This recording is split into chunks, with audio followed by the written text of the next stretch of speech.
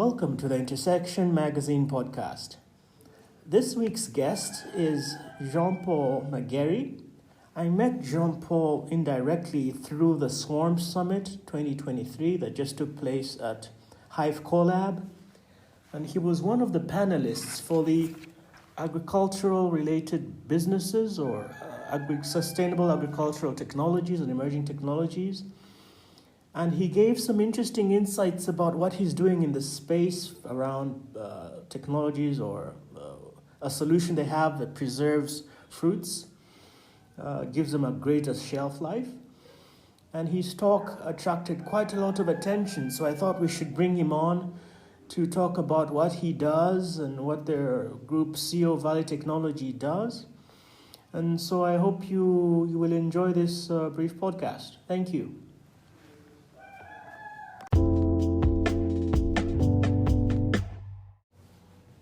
Okay, Jean-Paul, thank you so much for allowing to do this podcast.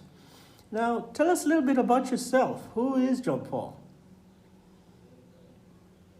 So, I was born in Senegal to Ugandan parents.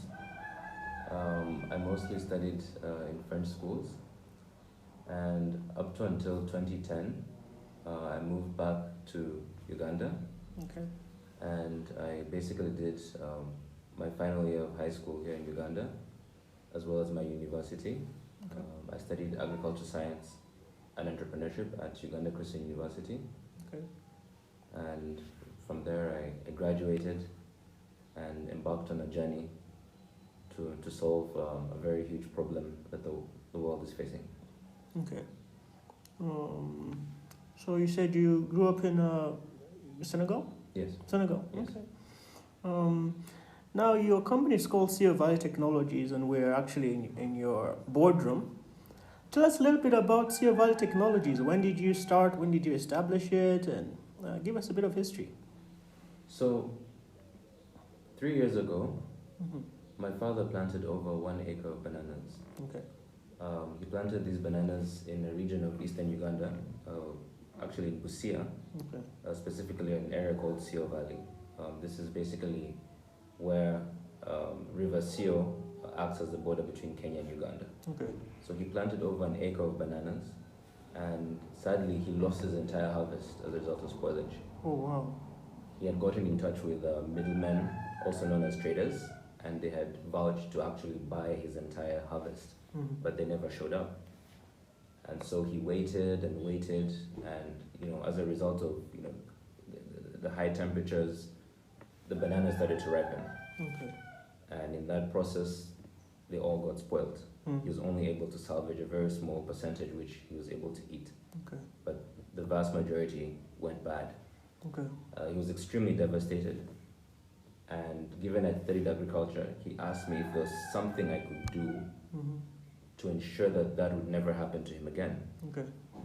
So I suggested to him maybe we should look at cold refrigeration. Maybe we should buy a solar fridge. And he said, I can't afford to use solar refrigeration technology. It's too expensive. Okay. Think of something much, much, much cheaper. And so that's when I started looking into nature. Okay. Because the methods of preserving food are mostly chemical based, synthetic based. Okay. And so with my background, I knew that anything chemical or synthetic would never be good for human consumption. Okay. And I realized that oranges last longer than avocados. And so what is it that the orange has learned that the avocado hasn't figured out over time? Okay. So I decided to do more research and analyze the skin of an orange in comparison to an avocado. And I discovered that there are some molecules on the surface that have the ability to actually slow the rate at which oxygen gets in and moisture gets out of the fruit or vegetable. So over time, I was able to identify these molecules, extract them, and apply them now onto avocados. Okay. I was able to extend the shelf life of avocados from 3 days to 1 week at a time. And so at that point, I shared the findings with my father, and he was like, you need to share this with other people. Other farmers need to benefit from this solution Okay. because the problem I experienced isn't unique to me alone. Mm-hmm. And that's when the idea of starting a business in preservation came through. Okay. And now I had to think, how would I scale this solution? Okay. Because at the time I was only using the oils in their original form, Mm-hmm. but now to supply it to other farmers, it would have to be turned into a powder. Okay. So now the question came around how to turn the oil into a powder, Mm-hmm. and how would it be applied for a farmer to easily use. Mm-hmm. That's when now we decided to start a business together with other friends of mine Okay. and people I met along the way, Mm-hmm. to add water to this powder, Okay. turning it into a spray, Mm-hmm. which could then be applied onto fruits and vegetables Okay. of any size or type or kind. Mm. Okay. So you mentioned you have friends that you work with. Give me a little bit of information in terms of what informs your hiring process. That's a very good question. What informs our hiring process is mostly talent. Okay. And this talent is more of innate. Mm-hmm. I meet people who have a natural ability to solve problems. Okay. These are people who can think on their own Mm-hmm. and can actually be self-managed. Mm-hmm. And so I'm able to identify these people within my networks that have those skills, Okay. especially problem-solving skills, Mm. because the nature of the work we do is heavily based around problem-solving. Yes. Yes. Okay. So you answered the question in terms of what problem are you solving. It's probably pretty much about low shelf life and preservation. Do you have any major technologies that you're using for your products? Well, what we use is mostly advanced material science. Okay. Advanced material science looks into understanding the properties of different materials. Mm-hmm. These materials can be food materials, any type of material, but what we work with is specifically food materials Mm-hmm. to preserve food. Okay. And there are various types of materials that exist in nature. Mhm. So we work towards identifying which ones have an ability to give us the best results in terms of shelf extension Mm-hmm. and ultimately are safe for human consumption. Mm-hmm. Because at the end of the day, our solution is an edible coating Okay. and is food grade. Okay. Yes. I noticed that during the summit, someone asked about the safety, about the material. So you said it's food grade. Okay. My other question was about, for example, in terms of your organizational growth. Have you gone through like incubators in Uganda, or have you gone through an acceleration program, for example, for scale? That's a good question. The first incubator that we attended was the Stanbic Business Incubator. Excellent. And we came in second place and got a micro grant. Okay. That micro grant allowed us to quickly work on our intellectual property, Mm-hmm. establishing our intellectual property, Okay. as well as being able to acquire some customers and do pilot trials. Okay. So that grant was significant in kickstarting our growth. Okay. And then from there we went through the OFAMS Okay. program sponsored by Hive Collab and Village Capital, where we're able to receive a grant as well. Mm. And that grant actually allowed us now to get into a network of meeting other investors. Okay. And through that program, we're able to secure an investor. Okay. And that investor basically has allowed us to scale Mm. up to where we are right now. Okay. So you mentioned intellectual property. So give me a little bit more about that process, because there are lots of people that are creating products that don't necessarily have not necessarily gotten to the place where they think about patents and protection for their intellectual property. What's the process like? So the interesting bit is that I'm actually passionate about intellectual property. Okay. It's a field that I used to read about deeply when I was at university. Okay. I had a lot of friends who were law students, and they would always talk about, intellectual property rights, patents, Okay. and so I was exposed to that pretty early on in my academic career. And so, with intellectual property, whenever you make an invention, the first thing to do is to patent it. Okay. But in the process of identifying whether you should patent it, one must consider multiple options. Okay. We have things like trade secrets. When Okay. you look at products like Coca-Cola, they don't necessarily have a patent for the core composition of the product, but they have a trade secret. Okay. Because they're looking at keeping their formulation over a longer period of time. But with a patent, you have a limitation of only 20 years, Okay. after which it's disclosed to the public, or the public can have access to it. So we decided to proceed with a patent. We applied for a patent. It's still in the going review, and we hope to have it at least by the end of this year. Okay. We'll have our patent drafted in the ARIPO countries. Okay. So that's where we are. And most of the times we just have documents that are legally binding whenever we interact with our employees and other organizations. All right. Yes. So what's the environment like for patent law in Uganda? Do you apply in Uganda or did you apply in the US? What's that like? Yes, we applied it here in Uganda. Okay. It has been a pretty straightforward process. Okay. I think the biggest challenge for most people is they're not necessarily aware, or they find the process intimidating. Okay. Because drafting the patent document itself requires some skill and knowledge. Okay. So you must be an expert in the field that you're in before you apply for a patent. Okay. It's very different from traditional research papers, because here you're trying to put your idea out, but not necessarily giving out too much information, but you still have to share enough information for someone to be able to replicate it after the duration of the patent's expiration date. Okay. So more awareness needs to be carried out, but I think we have a lot of brilliant innovators that may not necessarily be exposed to the process of patenting. I was very fortunate to have been exposed very early when I was at university, which made the whole process much easier for me when applying for the current patent. Okay, and which office did you go to? Is that the Registration Services Bureau or? Yes, that's Uganda Registry Services Bureau. Okay. So they have a patent IP office that deals specifically with patenting. They have IP officers who we get in touch with and guide us through the process. Okay. But it also requires one to have legal counsel. That just facilitates the process and ensures that one is doing things as per what the law requires. Okay. And then you mentioned briefly ARIPO. What is ARIPO?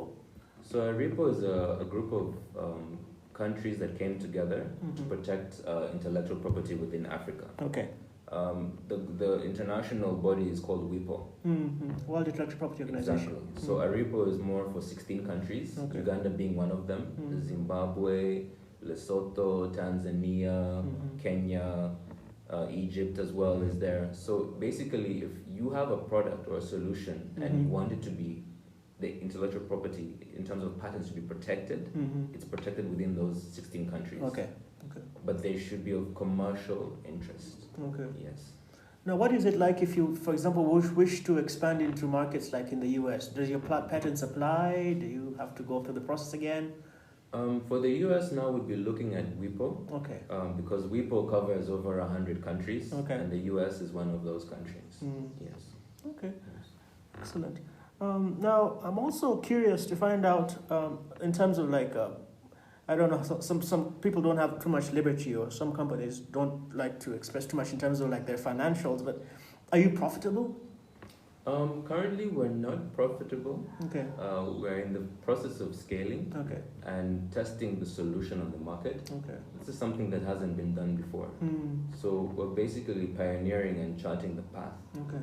Trying to understand the challenges that are within our country and being able to maneuver, because we have a lack of infrastructure, which we equally have to develop. And some of these things we can only figure out as we move. So right now we're in the process of just scaling and acquiring customers. We already have a number of customers that have tried our solution and are happy with the results. Excellent. And so now we're looking at how to meet the demand that is currently on the market. Okay. Now my other question or something else that I'm curious about is, I suppose in the process of scaling, what kind of opportunities are you looking for? Are you looking for partnership, investors? How much room do you have for those kinds of partnerships? So currently we're looking at getting more investors. Okay. The reason is because we're scaling, but since we're developing more of a product, it requires a lot of operational input to be able to deliver it to the farmers, for instance. And equally, we're looking at working with partners that can allow us or help us to subsidize the cost of our product. Because ultimately, this solution was made for the farmer. My father was a farmer, and he's the main reason why we made this solution. And so the farmer is, we hold the farmer dear to our hearts. And in order for us to really eliminate food waste, we have to find a way of subsidizing the price of our product, so that someone who's earning less than $5 a day can be able to use Kafresh to preserve their produce, and that would have a great impact on their lives. Excellent. I'm curious in terms of as some of the work that we do is we like to talk about the ecosystem. We talk about investors, whether those be angel investors, venture capitalists, universities, businesses, NGOs, government, writers maybe, people that are storytellers. What do you think,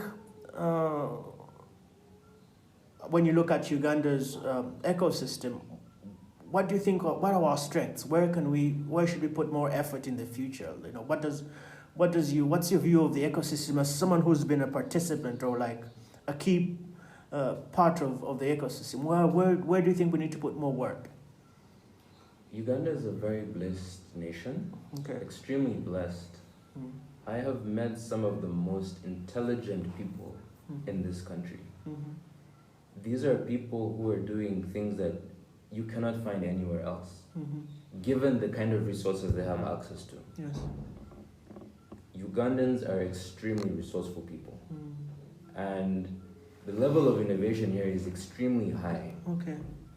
However, the issue is lack of exposure. While I was at university, I had a chance to meet extraordinary individuals. I mean, these guys could make applications that could, people were already doing artificial intelligence at the time. Way before this chat GPT was, a big thing now. They were developing algorithms and programming languages that hadn't even been, the in thing at the time. They were really ahead of their time. But what they lacked was exposure.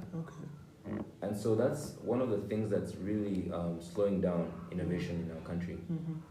People don't have, or innovators don't have places where they can go and meet other innovators and ask the question like, hey, how did you scale your business? Or how did you scale your idea? Which investor did you talk to? Yes, they're innovation hubs, but the innovation hubs don't actually have the really, I can't call them solutions that are solving hard problems, but it's mostly solutions that are a bit generic. Generic in the sense that it's either an app that's connecting farmers to buyers, but no one is looking at technologies that help the farmers transport their produce appropriately to the market. This is more of like physical innovation. What kind of technologies can we use to better transport tomatoes. Mm-hmm. Over 60% of tomatoes that leave the garden, farmers' gardens, get spoiled before they even reach the market or even the city center or the final destination. Okay. Because they're transported in plywood boxes that have nails, that have wood chips, and these usually puncture the tomatoes. Okay. But where are the innovators who can come up with, say, biodegradable, crates made of some biodegradable plastic that maybe has an ability to lower the tension forces that are applied on the tomatoes, and so a farmer is able to maximize the harvest by the time it gets to the final end consumer. Okay. So there's lack of innovation in some of those areas. There are people innovating in that space, but they don't have the exposure. Okay. So we need more hubs that focus on deep technology, commonly known as deep tech. So deep tech, basically solutions that are geared to solving really difficult problems. Okay. And that requires a really high level of innovation, which is very present in Uganda. Okay. Very many innovators are there. There are people developing batteries, electric batteries. There are people developing, people are even thinking of making hydrogen batteries, right? But they don't have a platform where they can easily talk about what they're doing and get the support. Because the VC community is more focused on investing in app solutions. But we have these other deep tech solutions that literally can transform the way things are done. We move from, it's like using a landline and a smartphone. It's a complete dynamic shift. Yes, it was. And that's also what we're trying to promote at Seal Valley. Okay. Can we look into an Africa where we don't have to use refrigeration, where we can ship our produce anywhere across the globe without having to worry about it going bad? Okay. Now, one of the things that we've been looking at in one of our previous episodes, we interviewed Dr. McLean Sibanga, and he was key in the South African ecosystem. He worked in Gauteng, and we were trying to see if we could talk to him about helping us establish a science park, because what happened in his ecosystem is they saw the need for bioscience parks. What we have in Uganda, we have our business parks. We have Namamve and Nakawa. But what do you think about science parks? Is that a good idea? Science parks are a great idea. Okay. The way I started in a garage setup. Okay. I started in a very, very, very underfurnished environment. To be honest with you, it's a miracle.